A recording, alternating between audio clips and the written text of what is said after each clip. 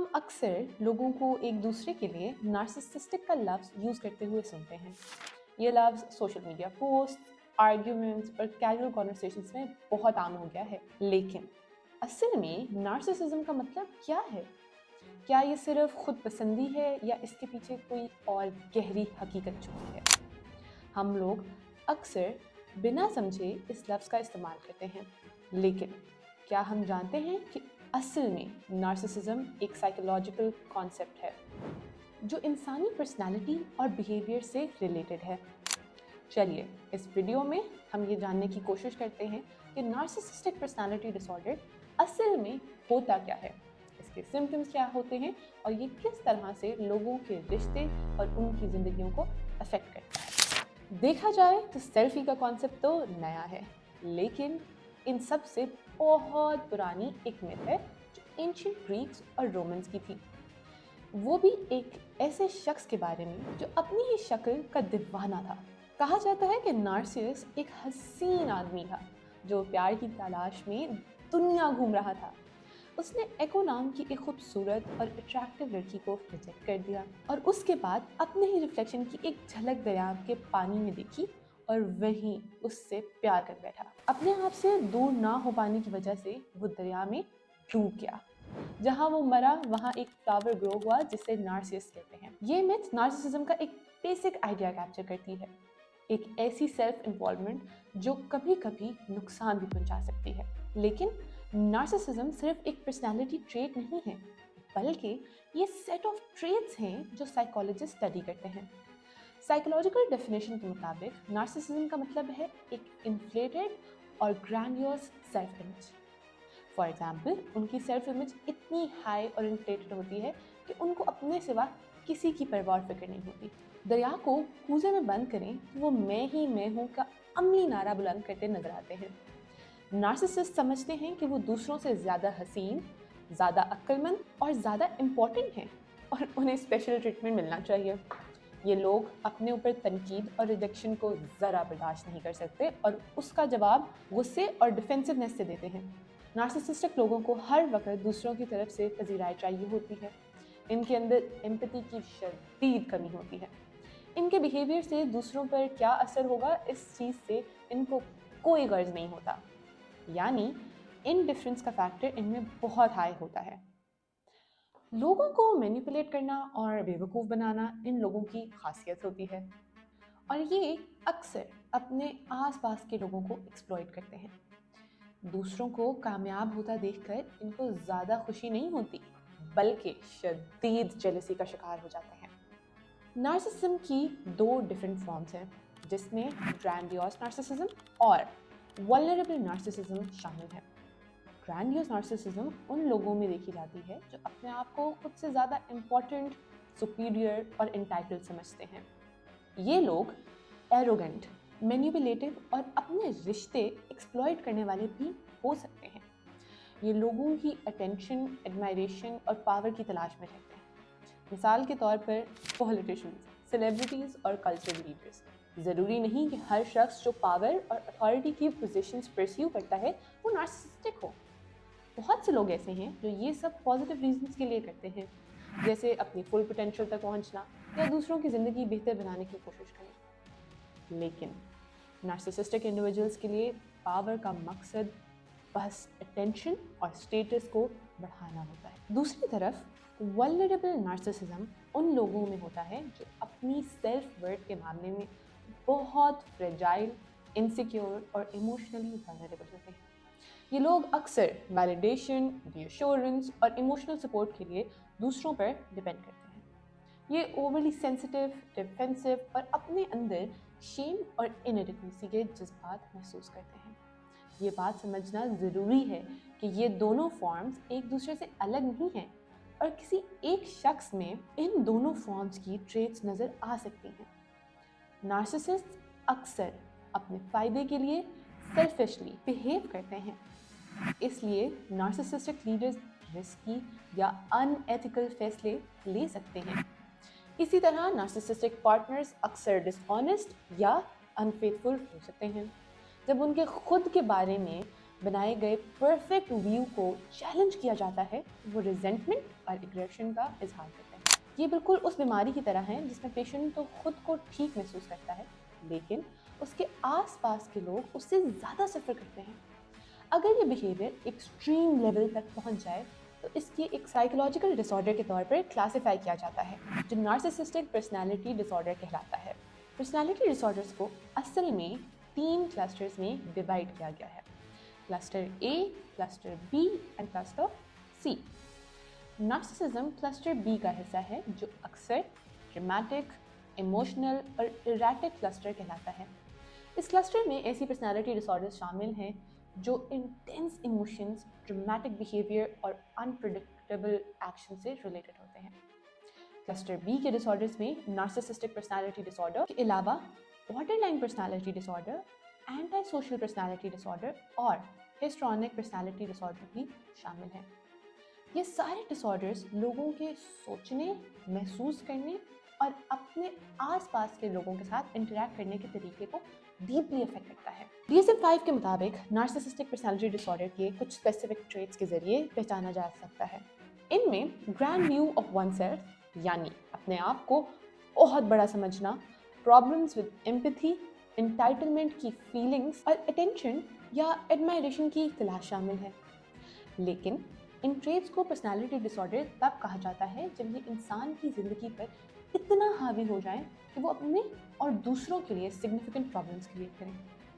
सोचिए, अगर एक शख्स अपने स्पाउस और बच्चों का ख्याल रखने के बजाय उनका यूज़ सिर्फ अटेंशन और एडमायरेशन की सोर्स के तौर पर करे, तो ये कितनी डिस्ट्रक्टिव बात हो सकती है।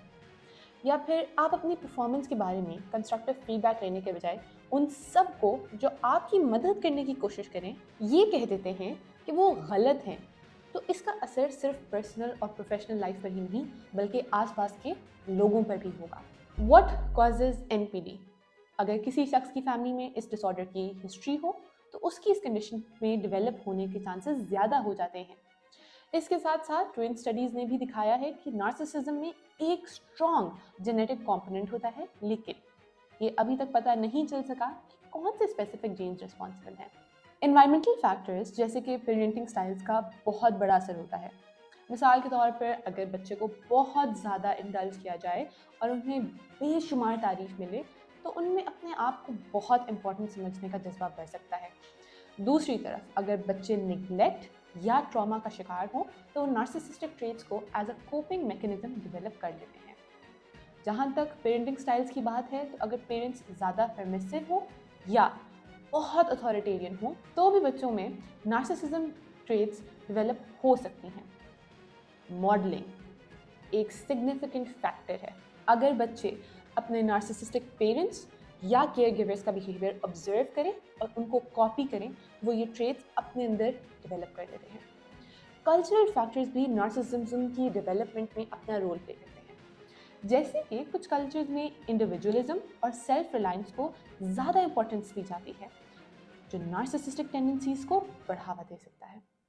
सोशल मीडिया का भी बहुत बड़ा रोल है।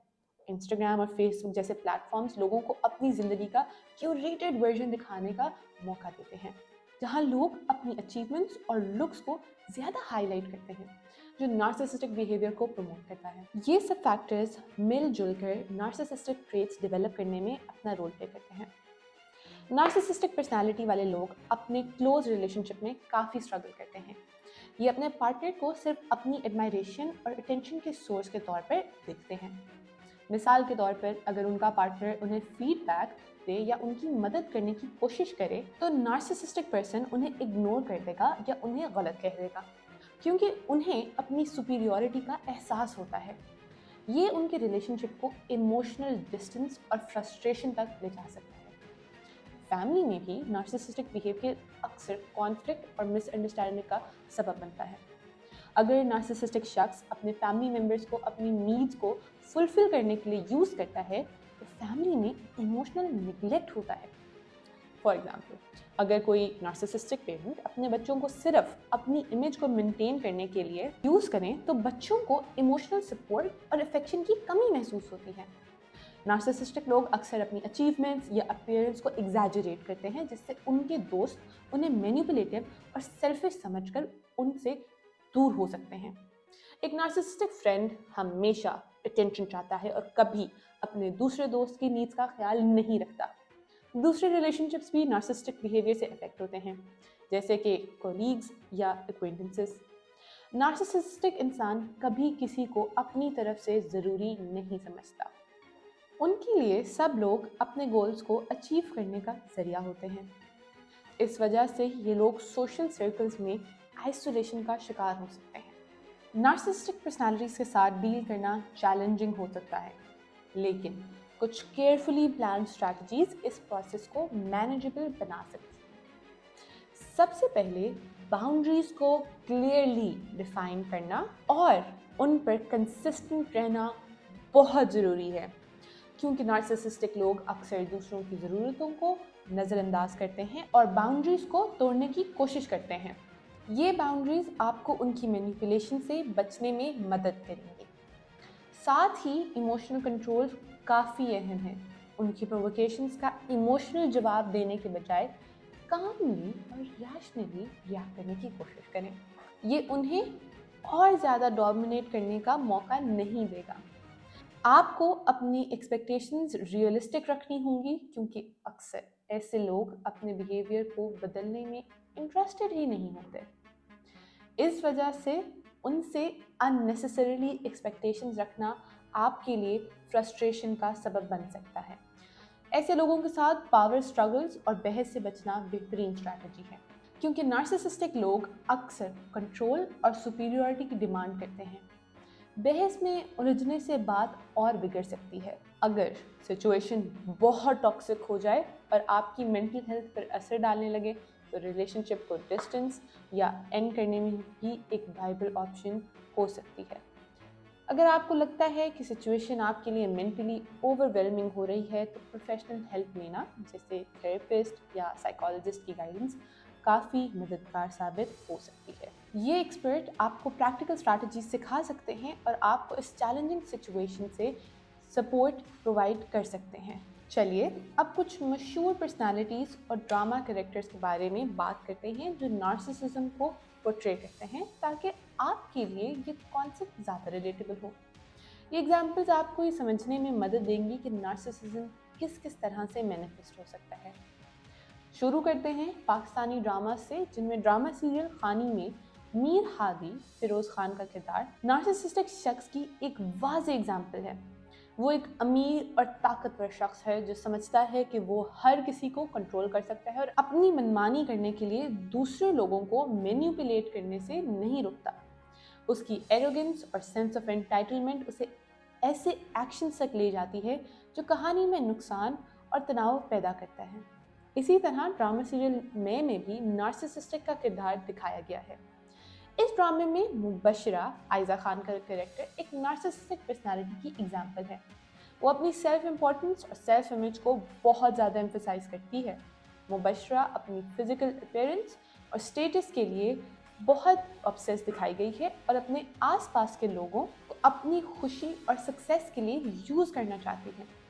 उसकी एरोगेंस और दूसरों से अटेंशन चाहने की आदत उसे अपने रिलेशनशिप्स में प्रॉब्लम्स और कॉन्फ्लिक्ट्स का सामना करवाती है। इसी तरह से ड्रामा सीरियल जैसे आपकी मर्जी में शाहरीक का नार्सिसिस्टिक रवैया उनकी शादीशुदा ज़िंदगी में नुमाया है। वो हमेशा अपनी ख्वाहिशात को तरजीह देता है और अलीज़े के जज्बात और ज़रूरियात को नज़रअंदाज करता है। अपने आप को सही समझने और दूसरों की फीलिंग्स को अहमियत ना देना उसकी शख्सियत का हिस्सा है, जो उनके रिश्ते में कॉन्फ्लिक्ट्स और डिफ़िकल्टीज पैदा करता है। बॉलीवुड मूवीज़ की बात की जाए तो उन्होंने भी अपनी कई मूवीज़ में नार्सिसिज्म को हाईलाइट किया है, जहां सेंट्रल कैरेक्टर्स अपने सेल्फ सेंटर्ड बिहेवियर्स और ग्रैंडियोसिटी का इजहार करते हैं। मिसाल के तौर पर कबीर सिंह मूवी में कबीर का कैरेक्टर एक नार्सिसिस्टिक इंडिविजुअल को डिपिक्ट करता है, जो हमेशा अपने रूल्स के मुताबिक चलना चाहता है और दूसरों की फीलिंग्स को नज़रअंदाज करता है। उसका ऑब्सेसिव और कंट्रोलिंग एटीट्यूड खास तौर पर प्रीति के साथ उसके नार्सिसिस्टिक ट्रेट्स को हाईलाइट करता है। इसी तरह एनिमल मूवी में रणबीर कपूर का कैरेक्टर नार्सिसिज्म की क्लियर एग्जाम्पल है। उसका बिहेवियर सेल्फ सेंटर्ड, एंटाइटलमेंट और लैक ऑफ एम्पैथी को दिखाता है। वो अपनी इंपॉर्टेंस को एग्जैजरेटेड समझता है और पावर के लिए मैनिपुलेशन और एग्रेशन का यूज करता है। फैमिली के साथ उसका रवैया उसकी ग्रैंडियर सेल्फ इमेज और एडमायरेशन की ज़रूरत को रिफ्लेक्ट करता है। हॉलीवुड मूवीज़ की बात करें तो डोंट वरी डार्लिंग में फ्रैंक, क्रिस पाइन का कैरेक्टर नार्सिसिज्म की क्लासिक एग्जाम्पल है। वो दूसरों को मैनिपुलेट और कंट्रोल करता है अपनी आइडियलाइज दुनिया बनाए रखने के लिए। उसकी ग्रैंडियोसिटी, इंटाइटलमेंट और लैक ऑफ एम्पैथी प्लॉट का हिस्सा है। और फ्रैंक का बिहेवियर और पावर डायनामिक्स उसकी नार्सिसिस्टिक पर्सनैलिटी को क्लियरली डिफाइन करता है। रियल लाइफ में डोनाल्ड ट्रंप को अक्सर मेलिग्नेंट नार्सिसिस्टिक कहा जाता है, जैसे एक डॉक्यूमेंट्री में मेंटल हेल्थ प्रोफेशनल्स ने हाईलाइट किया। आईफोन के फाउंडर स्टीव जॉब्स को उनकी इनोवेशन और विजन की वजह से काफ़ी पसंद किया गया है, लेकिन जो लोग उनके साथ काम करते थे उन्होंने उनसे नार्सिसिस्टिक लेबल दिया। उनका बिहेवियर बहुत कंट्रोलिंग था, दूसरों की राय को नज़रअंदाज करते थे और उनका ये यकीन था कि उनके आइडियाज़ हमेशा सही होते हैं। एडोल्फ हिटलर को भी नार्सिसिस्टिक पर्सनालिटी के तौर पर समझा जाता है। हिटलर का ग्रैंडियोस सेल्फ इमेज और अपने आप को सेवियर या चोजन वन समझना उसकी नार्सिसिज्म का सबसे बड़ा इंडिकेटर था। हिटलर की स्पीचेस और नाजी प्रोपेगेंडा को देखा जाए तो जहां वो अपने आप को एक ग्रेट लीडर के तौर पर पेश करता था और अपनी आइडियोलॉजी को दुनिया पर इम्पोज करने की कोशिश करता था, ये सब नार्सिसिज्म की वाज़ेह मिसालें हैं। नार्सिसिज्म सिर्फ एक लेबल नहीं, एक रियल चैलेंज है जो हमारी रिलेशनशिप्स, वर्क लाइफ और पर्सनल ग्रोथ को इफेक्ट कर सकता है। जब हम अपनी सेल्फ इम्पोर्टेंस को दूसरों के हक में बेहतर समझने लगते हैं तो हम अपनी ह्यूमैनिटी और एम्पैथी को खो देते हैं। इसलिए ये बेहद ज़रूरी है कि हम अपने आप को और अपनी नीड्स को भी समझें और इसके साथ दूसरों और उनकी नीड्स को भी समझें। अगर आपको लगता है कि नार्सिसिज्म आपकी ज़िंदगी में अफेक्ट कर रहा है तो अपनी फीलिंग्स और बिहेवियर्स को समझना ज़रूरी है। किसी मेंटल हेल्थ प्रोफेशनल से मदद लेना इस प्रोसेस का एक बहुत ज़रूरी हिस्सा है। प्रोफेशनल हेल्प से आप अपने इमोशनल चैलेंजेस को बेहतर समझ सकते हैं और उन्हें टैकल करने के लिए इफेक्टिव स्ट्रैटेजी सीख सकते हैं। So don't hesitate to seek help. आप अपनी लाइफ को बेहतर बना सकते हैं अगर आप अपनी मेंटल वेलबींग पर ध्यान दें। इसी इंपॉर्टेंट मैसेज के साथ आप सबकी इजाज़त, मिलते हैं अगली वीडियो में। अल्लाह हाफिज़।